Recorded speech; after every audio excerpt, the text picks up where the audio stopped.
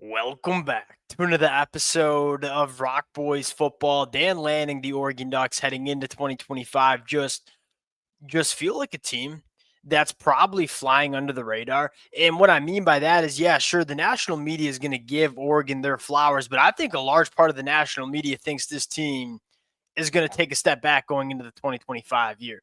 Where I look at this Oregon team and I'll grant it to the casual college football fan, to the national media member that looks at this Oregon team and says, lose a lot of NFL talent. Two NFL tackles, you starting quarterback in Dylan Gabriel, your leading receiver in Tez Johnson. Look, I get it. You're losing a lot of talent from this Oregon team that was really damn good in 2024. But I think a lot of Oregon fans that follow this team 12 months of a year, that kind of live and breathe this team, know a lot about this team, you're kind of saying, yeah, the proven production might not necessarily be there like it was in 2024. The overall talent that this Oregon team has, it's probably higher than the team that we saw in the 2024 year. Now it's all about it coming together, and I don't think there's any more important player to talk about than quarterback Dante Moore. Now, what intrigues me the most about the Dante Moore conversation is you all know I'm a huge fan of Dante Moore. I was a huge fan of him coming out of high school. Obviously struggled as a freshman at UCLA, comes to Oregon, the perfect situation for this kid, where he gets to sit behind Dylan Gabriel, get developed by Will Stein for a year, and now has the opportunity to take over the reins of an offense that one is a proven offense where quarterbacks thrive in. But I think much more importantly, he's a year three guy at the college football landscape that's going to be surrounded by a way better situation than he was kind of thrusted into as a freshman at UCLA. There are a lot of people that kind of just wrote Dante Moore off as a five-star bust after he struggled as a freshman at UCLA. I'd be very careful doing that, especially with Dante Moore going into 2025. Now, the conversation I want to have is, can Dante Moore go out and win a Heisman, which I think might be crazy to some non-Oregon fans that are listening to me talk. Say, well, what do you mean Heisman? We've barely seen this guy play any good college football during his early career. Yeah, I think that's a fair criticism. But at the same time, we saw the last two quarterbacks in this Oregon offense, in this system, be Heisman finalists. And so all of a sudden that conversation isn't all that crazy. And then you combined it with what you're hearing his teammates are and how his teammates are talking about him.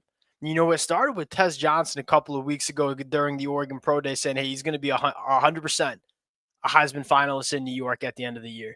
Then you have Dakorien Moore, true freshman five-star wide receiver, on a podcast this weekend saying I think Dante Moore is going to flat out win the damn thing. I always put stock into what players are saying more than coaches. Dan Lanning will get up there, talk about Dante Moore and say, yep, doing all the right things, progressing, commanding the offense. It's going to be coach speak. The players, when they're talking to the media, they're a little bit more candid. They're going to kind of tell you how they feel. Both Tez Johnson, veteran wide receiver who spent the last year catching footballs from Dante Moore, and Dakorien Moore, who is now kind of catching footballs from Dante Moore currently, are buying stock in Dante Moore. Want to talk about what's setting up for a massive year for Dante Moore in the 2025 year. Now, before we get into it, as always, just a shout out to the Oregon fans. Look, am I a little ahead of my skis here? Y'all can let it fly in the comments section. It might be a little bit of a crazy statement to say, but then you start looking at, the sports betting odds. He's consistently top 10 in Heisman odds, pretty much every sports book you look at. Appreciate you guys rocking with it. It has been a blast talking this football team. The amount of support, especially in the offseason, that y'all show means the world.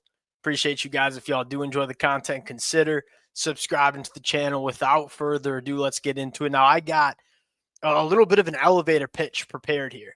I got 4 reasons why I think you can believe that Dante Moore is capable of winning the Heisman in the 2025 college football season. Number one, he has the talent, and I would go as far to say, in terms of purely throwing the football, he's as physically gifted as Will Stein and Dan Lanning have had over the last couple of years. It's not a knock on Bo Nix. It's not a knock on Dylan Gabriel. It's just kind of highlighting what I think Dante Moore is capable. Not only do I believe this in Dante Moore, go look at how he was talked about coming out of high school. Go look about how he competed in the Elite 11 coming out of high school. Go look at how the NFL draft analysts are talking about this kid before he's even going into the 2025 year. You could take my word for it. I don't think my word means much when it's talking about evaluating quarterbacks and their arm talent. Go listen to the college scouts, go listen to the NFL scouts. They all rave about the arm talent that Dante Moore brings to the table. And I think you could secondly argue, and this is such a crazy stat, I kind of found it last night.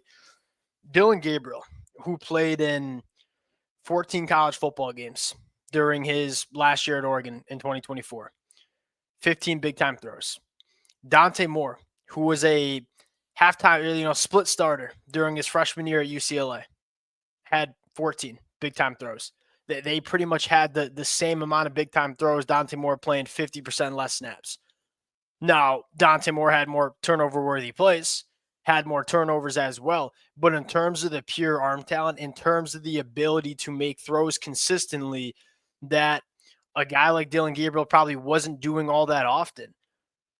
Dante Moore brings that. He brings another element of this offense that we've talked about a lot, attacking the boundaries, attacking vertically down the field that wasn't really in Dylan Gabriel's wheelhouse. Now you're bringing in a quarterback that injects just a little bit more flexibility in terms of how what plays you can call and how you want to run the offense, because Dante Moore is a pure thrower of the football, can access more portions of the field. Now, there's some development that needs to take place. I think he needs to manage the pocket better. I think he needs to take care of the football a little bit more. I think he needs to learn how to walk that line between, hey, I'm a gamer that can make really big time throws, but I'm also going to learn not to put the ball in harm's way as much as I did starting at UCLA. There's some development that needs to take place if he's going to become this kind of quarterback. But I think you can't argue that the pure gifts, the pure talent, it's there with Dante Moore. Number two, he has the pieces. You look at this depth chart, it's kind of why we have the depth chart up. Let's start with the offensive line, a problem for UCLA when Dante Moore was there as a freshman. It was a recipe for disaster. You had a coach in Chip Kelly who had 1 foot off the door. You had an offensive line that was one of the worst at the Power 4 level, to go along with having a quarterback that was a true freshman. And you kind of just threw it all out there, and it kind of burned up in your face. Dante Moore coming into this Oregon offense in 2025, completely revamped offensive line. Isaiah World, he's getting a ton of buzz as an NFL draft candidate 12 months from now. And I think he looks the part, certainly, and has played the part at Nevada too. Alex Harkey on the other side, another trustworthy tackle. Oregon was able to replace their 2 NFL tackles in Josh Connerly and Johnny Cornelius pretty dang effectively. Then you look on the inside. I think it starts with having now what is a veteran center in Poncho, who I think is one of the best centers in the country. And then right next to him, one of the best guards in the country, if not the best guard, in Emmanuel Pregnon. The offensive line is going to be there. The protection is going to be there. Then you start looking at the pass catchers. Obviously starts with Evan Stewart. Then it starts with Dakorien Moore. And we're hearing everything we want to hear about Dakorien Moore coming in as a true freshman early enrollee.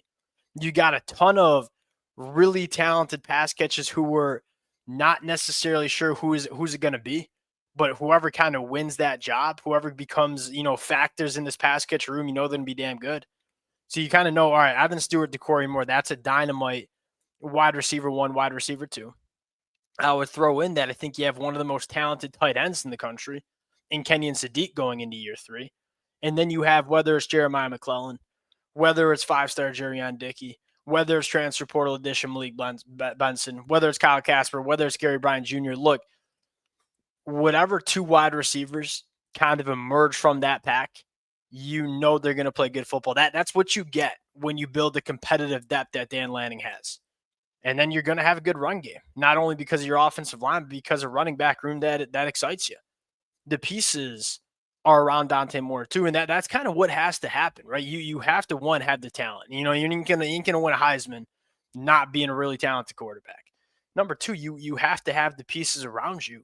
I would say number 3 is that, hey, you got to be in an offense that's going to allow you to cook.